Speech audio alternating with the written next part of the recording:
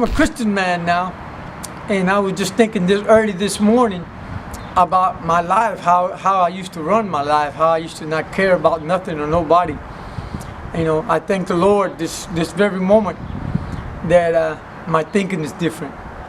And since I've been out, and everybody who knows me knows where I've been, I've been through some situations where the old Carlos Perez would have reacted, would have just done something very stupid.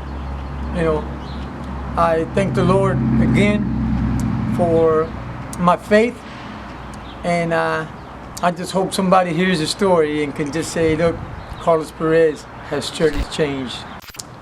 Back in the 90s, I was on the Fort Bend County top 10 most wanted list. Thank the Lord I've changed. And anyways, I had been living in Waco, running from the law, back and forth.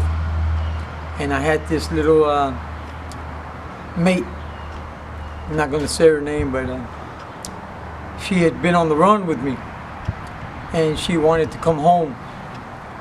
And I didn't want to come because I knew I was hot in Fort Bend County.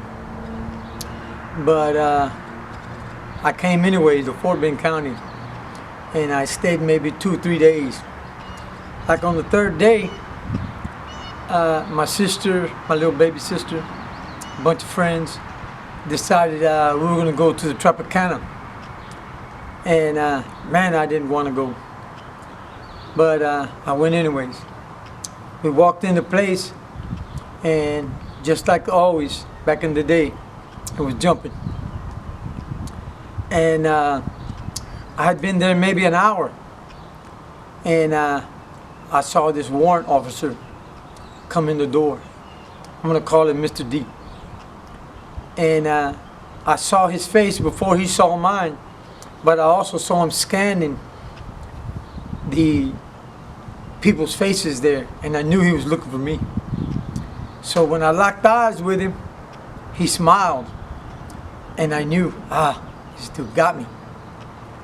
And I told my little sister, hey, you gotta help me. She said, what? Do what?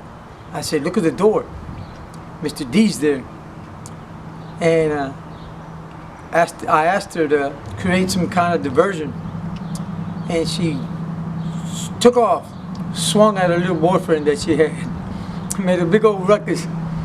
People start moving around, running here and there.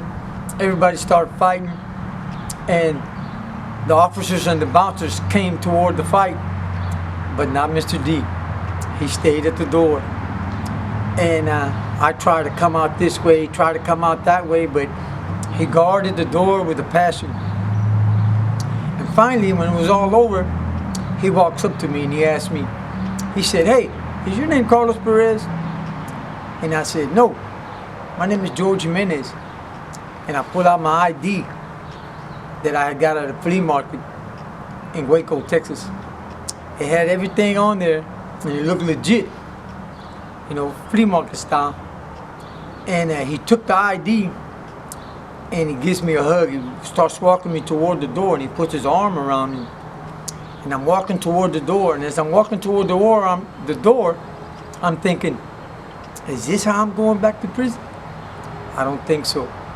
So out of nowhere, I don't know how it just got into my brain, I spun him around, and I hit him square in the mouth.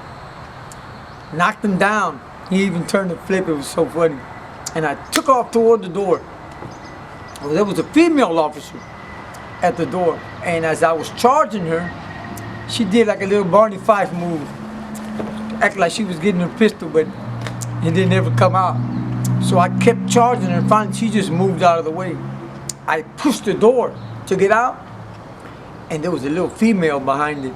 The door hit her square in the back, and she fell down. And later on, I found out that she tore all her teeth in her mouth. And I ended up knowing the poor girl. Well, anyways, I take off running. And as I'm running through the parking lot to cross the street, there's this little car coming.